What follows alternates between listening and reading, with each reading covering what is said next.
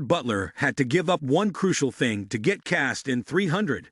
Few action movies feel as enormous and imposing as Zack Snyder's 300. Few characters feel as legendary and badass as King Leonidas of Sparta.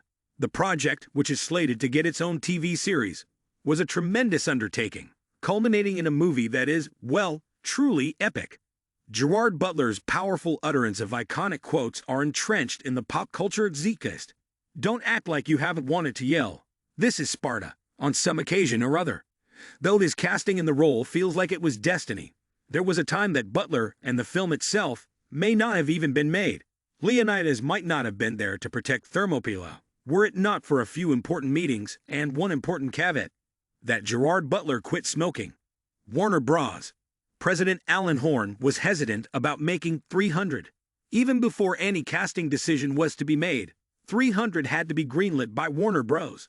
At the time, Alan Horn was both president and CEO of the production company, and was initially uninterested in producing the film. After the critical panning of Wolfgang Petersen's Troy and the commercial flop of Oliver Stone's Alexander, Horn wasn't enthused at the idea of making another historical epic.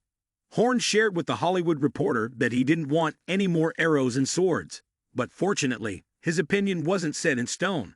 After meeting with Zack Snyder, he placed his faith in the project.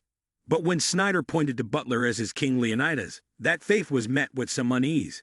Alan Horn didn't see Gerard Butler in the 300 role today. It feels like Gerard Butler was always destined to be the King of Sparta, but when 300 was first being cast, he didn't seem like the apparent choice. Butler's most notable recent role was as the titular The Phantom of the Opera, Joel Schumacher's film adaptation of the legendary musical by Andrew Lloyd Webber. The film garnered a mixed response. Some view it as an affront to Webber's tremendously successful musical, while others still look back on the movie with much more kindness and nostalgia. Butler's performance, specifically his singing, was the most scrutinized aspect of it all. The actor himself recalled being surprised at the casting, because, though he had sung in a rock band in school, he had never been classically trained in singing. But vocal criticisms aside, Butler nonetheless turned in a commendable performance in the lead role. Butler had taken to the stage as a dark and brooding lead actor before, having first gotten Schumacher's attention from his role in Dracula 2000, but nearly being typecast in that position almost prevented him from working on 300. Though Butler had been in action films, having starred in Reign of Fire and Beowulf and Grendel, he wasn't yet established as a traditional action leading man. Coming off playing a more romantic character, Horn saw too much of the Phantom in Butler and couldn't see him in a role so starkly different from the tragic romantic lead. Butler remained faithful in the vision, however, and was sure to convince Alan Horn that he was the right man for the job. Gerard Butler had to give up smoking for the role of King Leonidas, demonstrating some Spartan resilience and perseverance. Butler planned to convince the studio executive that he was up for the challenge, which he accomplished with considerable success. Butler scheduled a meeting with Alan Horn, and though the details of their conversation haven't been publicized, the actor walked away proving that he was the right choice for the role. Horn recalled that Butler was really physically imposing, ultimately displaying the necessary stature and gravity that was needed for a role like Leonidas.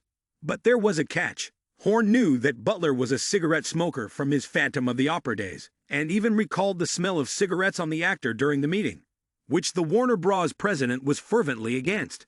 Believing that a public figure like Butler should be a role model, Horn wanted to make sure that he wasn't being a negative influence with his smoking habit, so if Butler wanted the part, he had to quit smoking. Butler agreed, was crowned King of Sparta, and the rest is ancient history. Gerard Butler trained intensely for Zack Snyder's 300. Butler still needed to be in Spartan shape for the role, which demanded a grueling regimen for the actor. Although some airbrushing makeup was certainly used to make his abs pop on screen, Butler didn't want his body to be augmented by visual effects, so he took to his training regimen and diet with grave intensity. On a soldier-like 6-hour-day regime, Butler trained for months in preparation, continuing even throughout filming by squeezing in workouts at lunch, night, and in between takes. Embodying the life-or-death commitment of the Spartan he was portraying, he wanted to. As the actor recalled, "That was the best shape I have ever been in my life." Though it demanded such exhaustive hours of training and sacrifice. However, such a dramatic body transformation is incredibly taxing, and Butler's body would suffer the consequences of such feverish intensity. In some ways, I was ruining my body, but I was looking amazing doing it. It isn't a unique experience for actors to feel tremendous pressure to transform their body for a role. And Zac Efron has even spoken about how his preparation for Baywatch led to him experiencing insomnia and depression that took months of recovery time. Gerard Butler established himself as an action star that sacrifices were made for an end goal, however, and Butler successfully created the image he wanted for the film. Leonidas remains one of the most physically imposing characters in film, and tremendous credit goes to Butler, his trainers, and the stunt team that all came together to bring the Warrior King to life. Butler established himself as an action superstar, embodying all the defiant confidence and bravery of Leonidas, which, paired with Zack Snyder's creative direction, made 300 one of the most distinct and memorable movies of the mid-2000s. Butler has spoken about how challenging it was to give up the habit even in the years following, taking roughly 40 attempts before making significant progress. From hypnotism to electrolyzing his hands, Butler tried a number of different strategies to help him kick smoking.